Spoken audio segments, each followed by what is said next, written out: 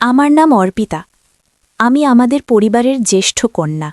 আমার পর আরও 5 ভাই রয়েছে। শেষ প্রসবেই আমি মাতৃহারা হই। বড় সন্তান হওয়ার সুবাদে সংসারের যাবতীয় দায় দায়িত্ব আমার কাঁধেই অর্পিত ছিল। আমার প্রতি বাবার কোনো স্নেহ বা মমতা ছিল না বললেই চলে। আমার বয়স পেরিয়ে গেলেও তিনি আমার বিয়ের কোনো ব্যবস্থা করেননি। বাবা কেবল নিজেকে আর তার ছেলেদের নিয়েই মগ্ন থাকতেন। আমার ভবিষ্যৎ নিয়ে তিনি কখনো চিন্তিত ছিলেন না। যখনই কেউ আমার বিয়ের প্রসঙ্গ তুলতেন, বাবা এক কথায় জানিয়ে দিতেন যে তার কাছে পণ দেওয়ার মতো যথেষ্ট অর্থ নেই, তাই মেয়ের বিয়ে নিয়ে তিনি বিশেষ কোনো ভাবনা চিন্তা করেন না। বাবার মুখে এই ধরনের কথা শুনে আমার হৃদয় ভেঙে যেত।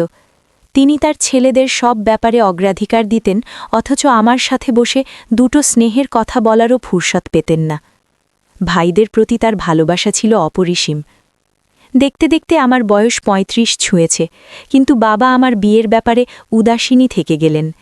এই বাড়িতে আমার জীবনটা যেন একজন পরিচারিকার মতোই হয়ে গিয়েছিল।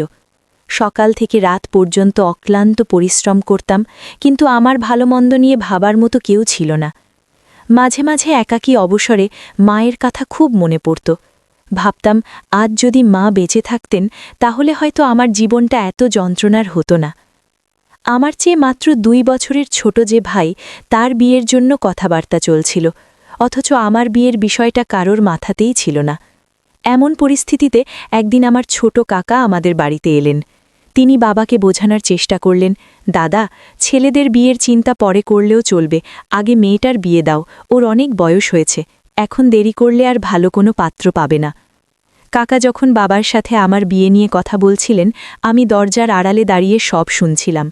আমার মনটা খুশিতে ভরে উঠেছিল এই ভেবে যে যাক, সংসারে অন্তত একজন তো আমার কথা ভাবেন। সেদিন কাকা আমার জন্য একটি বিয়ের প্রস্তাবও নিয়ে এসেছিলেন। তিনি বাবাকে বললেন, এই সম্বন্ধটা যদি হাতছাড়া হয় তাহলে তোমার মেয়ের বিয়ে দেওয়া মুশকিল হয়ে যাবে, বয়স তো 35 হয়ে গেল। ছেলেটির বিশাল ব্যবসা, তবে দেখতে একেবারেই ভালো নয়, গায়ের রং বেশ চাপা, কিন্তু ওরা কোনো পণ নেবে না, শুধু একজন ভালো সংসারী মেয়ে চায়। ছেলেটির বয়স ছিল 42 বছর। দেখতে সুশ্রী না হওয়ার কারণেই হয়তো এতদিন ভালো কোনো পাত্রী পাইনি। আমি দেখতে যথেষ্ট ভালো ছিলাম, আমার গায়ের রঙও ছিল ফর্সা। কাকা যখন বাবাকে জানালেন যে পাত্রপক্ষ কোনো পণ ছাড়াই শুধু একজন সংসারী মেয়ে চায়, বাবা সঙ্গে সঙ্গে রাজি হয়ে গেলেন। এর কিছুদিন পরেই পাত্রপক্ষ আমাকে দেখতে এলো এবং আমাকে দেখে তাদের পছন্দ হলো। সেদিনই আমি প্রথমবার ছেলেটিকে দেখি। তাকে দেখার পর আমার মনটা খুব খারাপ হয়ে গিয়েছিল। আমি ভাবছিলাম, এত কদাকার দেখতে একজন মানুষ আমার স্বামী হবে?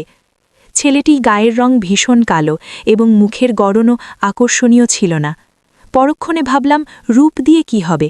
ছেলেটির বিশাল ব্যবসা, সে একজন ধনী ব্যক্তি। তাই আমি মেনে নিলাম যে ঈশ্বর আমার জন্য যা নির্ধারিত করেছেন তা ভালোর জন্যই হবে। আমি বিশ্বাস করতে শুরু করলাম যে মানুষের আসল সৌন্দর্য তার চেহারায় নয়, গুণে। বিয়ের আগে কাকা জানিয়েছিলেন যে ছেলেরা 5 ভাই এবং তাদের সমস্ত সম্পত্তি ভাগাভাগি হয়ে গেছে। সবাই পৃথক বাড়িতে থাকে। আমার হবু স্বামী যে বাড়িতে থাকে সেখানে শুধু সে এবং তার বাবা মা থাকেন। আমি ভেবেছিলাম, যাক, বিয়ের পর অন্তত একটা ছোট পরিবার পাব, আমাকে আর অতিরিক্ত খাটতে হবে না। এরপর বিয়ে হয়ে আমি শ্বশুরবাড়ি চলে এলাম।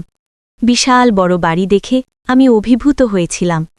বিয়ের পর বেশ কিছুদিন আমার ভাসুর এবং তাদের ছেলেমেয়েরা এই বাড়িতেই ছিলেন।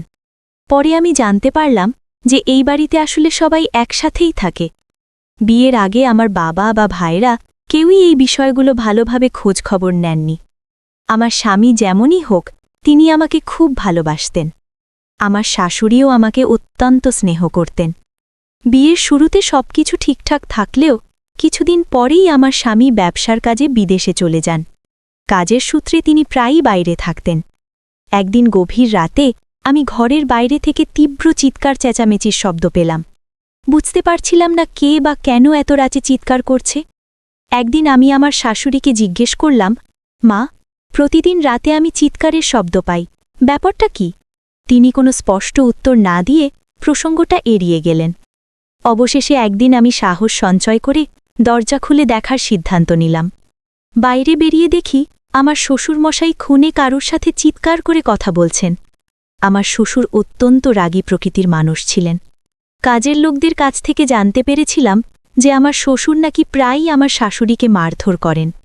একদিন দুপুরবেলা শাশুড়ির আর্তনাদ শুনে আমি তাদের ঘরে ছুটে যাই এবং যা দেখলাম তাতে আমার মাথা ঘুরে গেল। আমি দেখলাম আমার শ্বশুর আমার শাশুড়ির চুলের মুঠি ধরে কাঁচি দিয়ে তার চুল কেটে দিচ্ছেন। আমি দ্রুত ঘরে ঢুকে বললাম, বাবা, আপনি এটা কি করছেন? কেন প্রতিদিন মায়ের ওপর অত্যাচার করেন? আমার শ্বশুর গর্জে উঠে আমাকে বেরিয়ে যেতে বললেন। শাশুড়ি আমাকে জড়িয়ে ধরে বললেন, তুমি এই বাড়ির নতুন বৌমা, এসব বিষয় থেকে দূরে থাকাই তোমার মঙ্গল। আমার ছেলে এ ব্যাপারে কিছুই জানে না, ওকে এসব কিছু বলতে যেও না।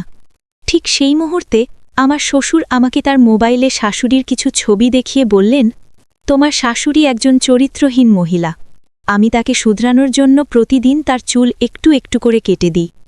এরপর আমার স্বামী কয়েকদিনের জন্য বাড়িতে এলে দেখলাম সবাই খুব মিলেমিশে থাকছে এবং এক টেবিলে বসে খাচ্ছে। স্বামীর উপস্থিতিতে শ্বশুর খুব ভালো ব্যবহার করছিলেন। আমি দ্বিধা না করে স্বামীকে সব সত্যি কথা বলে দিলাম, কিন্তু স্বামী বিশ্বাস না করে বললেন, তোমার মাথা ঠিক আছে তো? আমার বাবা আমার মাকে খুব ভালোবাসেন।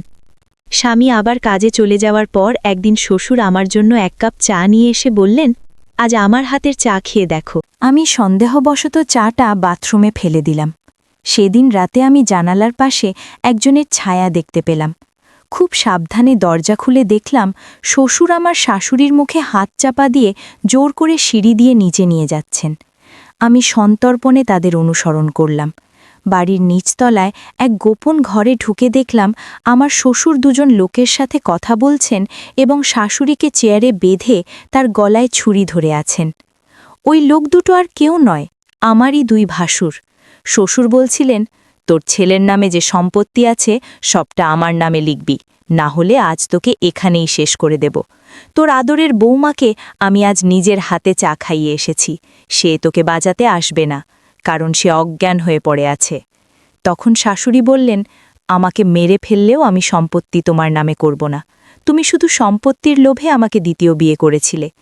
জানতে পারলাম এই লোকটি আমার শাশুড়ির দ্বিতীয় স্বামী এবং আমার স্বামী শাশুড়ির প্রথম পক্ষের সন্তান। ঠিক সেই মুহূর্তে পুলিশ এসে তাদের গ্রেফতার করল। আসলে আমি যখন স্বামীর সাথে চ্যাট করছিলাম তখনই তাকে সব বিপদের কথা জানিয়েছিলাম এবং তার কথা মতোই পুলিশ এসেছিল। এরপর আমার স্বামী সব জানতে পেরে আমাদের নিয়ে শহরে চলে আসেন। এখন আমরা একটি নতুন ফ্ল্যাটে খুব সুখে আছি। আমার শাশুড়ি আমাকে নিজের মেয়ের মতোই ভালোবাসেন।